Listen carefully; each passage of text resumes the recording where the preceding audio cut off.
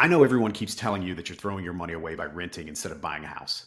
Today, we're going to discuss the 5 reasons renting can be better than buying a home and can help you build wealth and help you on the path to financial independence. So, Connor and I will be discussing 5 important reasons why buying a home might not be the right choice for everyone. It is crucial to weigh the pros and cons before making such a significant decision. This is Money and Stuff, where we talk about everything involving your money, from how finances work to current events and what it means to you and your personal finances. We're going to cut through the noise, tell you what you need to know from the perspective of 2 financial professionals. I'm CM Rodriguez, certified financial planner. With me, as always, is Conor Shepard. Connor, how's it going, man? It's going good, Sam. I'm excited to talk about our topic today. It's definitely a question that I think we get a lot, and now more than ever, with where the housing market is at, it's the height that it's at. I'm just excited to get into it and finally be able to answer some questions. Yeah, I agree. Let's jump into it. So, number 1 is financial flexibility. When you buy a house, you have to put a down payment down. And that down payment is going to come from the money that you've saved. Once that money is put down on the house, that money is locked up.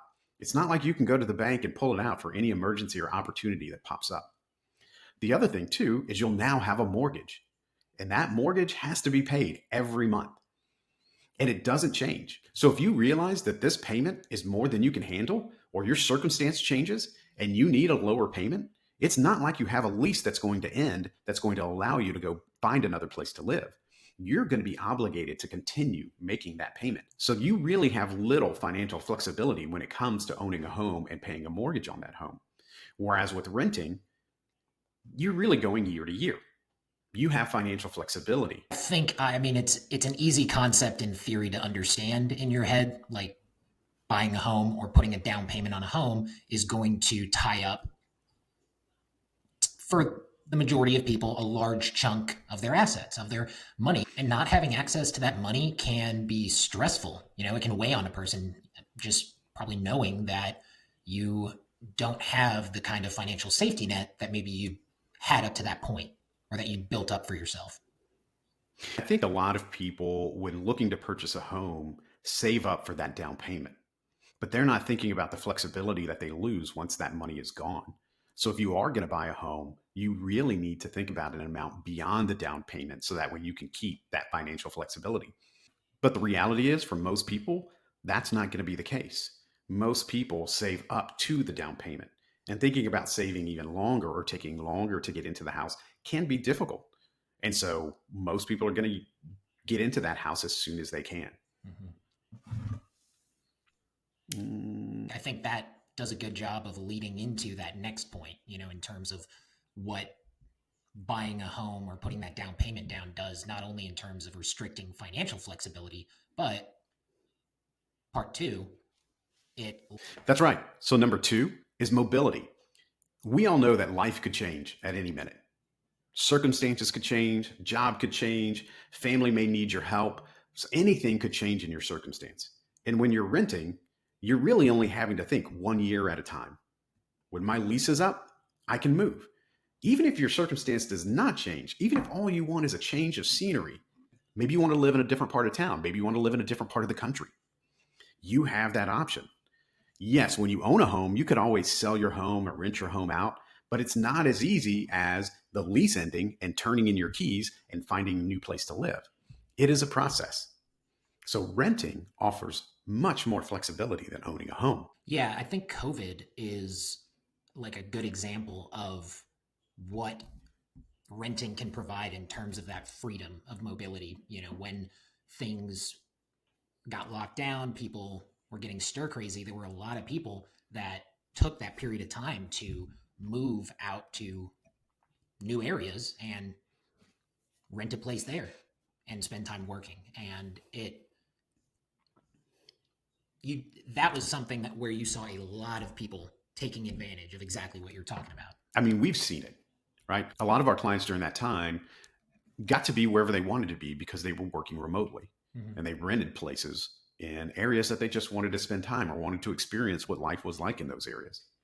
And renting versus buying really gave them the ability to kind of try something out, check it out, see where they want to be. And I think it's the same case when you are either just starting off, right?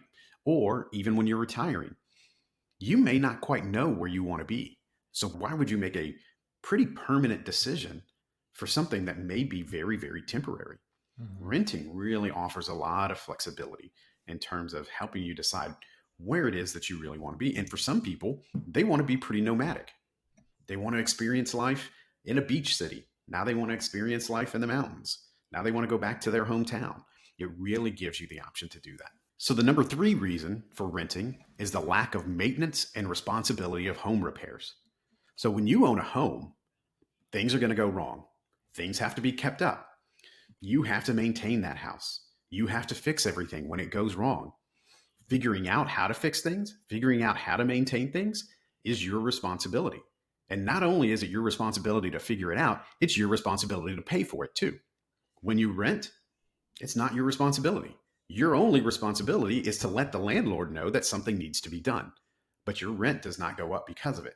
That responsibility falls on the landlord. Yeah, I think there's some good overlap between this, or a lot of similarities between this and the financial flexibility point, because it's not just, something like a down payment that you're basically committing to in terms of a financial commitment, but then it is all the unknowns with house repair, with yard maintenance repair, whatever it is. There is just a cloud of potential, not guaranteed, but potential costs that people will incur over the time that they own that home. Especially if you really had to work to save up for your down payment and it's used up all of your savings. One appliance repair or one appliance replacement could be financially devastating for you. So, for example, in Texas, you better have air conditioning, right? But if your AC goes out and has to be replaced, we're talking at least $10,000 to get that replaced. If you don't have that money sitting there ready to go, you're in a bind. And even if you do have that money, what if it uses it all up? When you're renting, that's not your problem. Again, your only responsibility is to let the landlord know that something's not working so that way they can fix it. So, number four is the volatility of the housing market. A lot of people purchase homes thinking of it like an investment. If you're going to think of your house like an investment, then you have to realize that the housing market goes up and down just like any other market. And you may be thinking, I'm purchasing this home as a long-term investment. It will grow in value. And one of these days I'll move away from this house, I'll sell it, I'll downsize, and I'll use the proceeds to fund my lifestyle. However, the housing market can be volatile. Despite what we've experienced over the last several years, there are times when the market falls. I think the best example of that would be 2008, right? We Yeah, saw things significantly take a dive. home prices fell significantly, right? Even in really good housing markets, home prices fell by 10%. And the tough thing about when home prices fall, it's usually because of economic conditions. Something's happened in the economy where the demand for homes has fallen. And it's usually coinciding with something like a recession. And if we're in the middle of a recession, then unemployment has probably picked up. And if unemployment has probably picked up, then it's also possible that you could have lost your job. And if you lost your job, you may have to sell your house because you can't afford it anymore. But if we're in the middle of a recession, housing prices could be down. And it's possible you could sell your house at a loss. During 2008, so many people were underwater in terms of what they owed versus what their house was worth that a lot of people were just turning their keys in at the bank and walking away from it completely. So it's not to say that this is what's going to happen, but I think it's important to recognize that it can. Definitely. It really does come down to situational anecdotes. It comes down to, your circumstances, your situation, because again, going back to the example, putting the down payment on the home, if you've done all this saving, put all that money towards the home purchase, and home prices start taking a dive, you end up losing your job. It's basically wiping out an entire future path that you saw for yourself simply just because Yeah. of the series of events. Yeah. Even if you didn't lose your job, let's say that you got an opportunity somewhere else and you needed to sell your home so you could move. if the market's even a little bit depressed, right? Even if prices are only down 10%, it could be very difficult. You could owe more than the house is worth. And I would not be surprised if people who have bought a home recently aren't going to be in that circumstance, because over the last 12 months, especially, home prices have risen so rapidly that we may have a situation where people really overpaid for the house that they're in now. And as more volume or more inventory hits the market as far as homes are concerned, prices could fall. And if you're going to hold on to your house long term, that may not be an issue. But if you're going to need to sell your house over the next few years, you could find yourself in that circumstance. So number 5 is opportunity cost. So what is opportunity cost? Opportunity cost is, what would you have done with that money if you weren't doing what you're doing now? So in other words, if you put money down on a house and you're making mortgage payments, what would you have done with that down payment if you didn't buy a house? Trade-offs. Trade-offs. Exactly. Much better way to say it than what I just explained. I'm the voice of the people. That's all. That's right. Fantastic job, Connor. That's exactly why you're here. I've actually done some calculations on purchasing a home versus renting a house, right? And it depends on your circumstance, and it depends on what you're spending on the rental, right? In some areas of the country, purchasing a home is actually less expensive than renting. But in many areas of the country, renting is less expensive than buying. So let's look at what it's like if it is less expensive to rent than it is to buy. Because a lot of you will be okay purchasing a home, even though it's more expensive than renting, because you're thinking about the appreciation that the house will have. Well, over the last 25 years, the average home appreciation has been 3.9%. So let's say you bought an average house, $375,000. And you put 20% down, that's $75,000. And so you have a mortgage of $300,000. At 6%, your monthly mortgage payment is going to be $1,800. Okay, so let's say that $375,000 house appreciates at an average rate of 3.9% over the next 30 years. In 30 years, that $375,000 home turned into a $1.2 million house. Fantastic. That feels like fantastic appreciation. You could sell that, maybe downsize, have some cash available. Let's look at the flip side. What if you decided to rent instead? And you had that $75,000 available to you to invest. Not only that, but let's say you were able to rent at $500 less per month than the mortgage would have cost you. That's $75,000 with you putting the additional $500 in per month. If it grows at an average rate of 8% because you invested it in the market, it turns into $1.56 million over that same time period. So $350,000 more. So in this scenario, it could actually make financial sense for you to rent and save that extra money and invest that extra money instead. I think all of it really comes down to the importance of understanding that it depends. Like, it is going to depend on the circumstances of where you're at financially, in your life. It's definitely interesting to see the potential trade-off associated with, well, do I buy a house and commit to this longer term investment, or be willing to extend the time that I rent to try to build up a larger pot of wealth? Yeah, this one was actually pretty tough for me, because in the Dallas-Fort Worth market, at least, for the longest time, it was much cheaper to buy than it was to rent. Mm-hmm.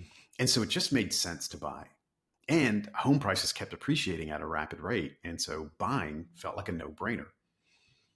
During the pandemic, I was one of those people who started seeing what it was like to live in other parts of the country. And I saw home prices and I saw rental prices. And in some areas, I was really shocked to see how low rental prices were compared to purchasing. And it all depended on the area. So when I would be in an area, I would look at the homes that were for sale and I'd calculate what the mortgage would be. And in many areas, I couldn't believe how much more the mortgage was going to be than renting. And so this concept of renting actually being a more cost-effective strategy to build wealth is actually even new to myself. In doing this job for people for 20 years, the last 2 years is really where it started to crystallize in my mind that this could actually be an option for people. I will say it probably requires more discipline than most people have now, because you would have to discipline yourself to save that extra money instead of upping your lifestyle. But the math works out. In certain circumstances, it could be better to rent. Yeah, and that isn't even factoring in the stuff we talked about earlier with the potential maintenance costs, responsibilities, really just that cloud of unknown costs that people can expect to incur as a homeowner. That's right. And the other thing I didn't add in there is the fact that you're going to have to buy homeowners insurance, and you're going to have to pay taxes on that house as well. And depending on the area of the country that you're in, real estate taxes can be very high. Yeah, it's interesting, this concept of renting actually being potentially more advantageous for people than buying a home. I mean, like you just said, it's a fairly recent thing, but it'll be interesting to see what comes of it, down the road. But I think more than anything, it really does come down to your individual situation, the circumstances that you're in, the financial pressures or duties that you find yourself in, and really just understanding and weighing your options before making some kind of decision. Yeah, I think you're exactly right. And you said it a few minutes ago. It depends. Anyone you talk to who is a financial professional, when you ask for advice, in most circumstances, the first thing they say should be, it depends.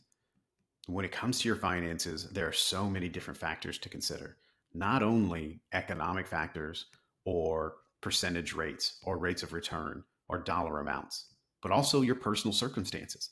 All of that has to be factored in to determine what the right financial step for you should be. So to recap, renting can be advantageous to you. It could offer financial flexibility, increased mobility, freedom from maintenance and the responsibilities of owning a home, could shelter you from the volatility of home prices possibly dropping, and provide other opportunities for you to use that money in another way. Like Conor just said, it's important to carefully assess your situation and figure out what's appropriate for you. If you want to talk to somebody about it, we're more than happy to walk through that with you. If you have a question, email Conor, cshepard@foundationwealthpartners.com. Slide into that guy's DMs, asking some questions. Hit me up, guys. Feel free. All right, guys, we appreciate you listening. Hey, if you enjoyed this episode, if you found it insightful, don't forget to hit like, don't forget to subscribe for more insightful discussions about your money and stuff. We'll talk to you next time.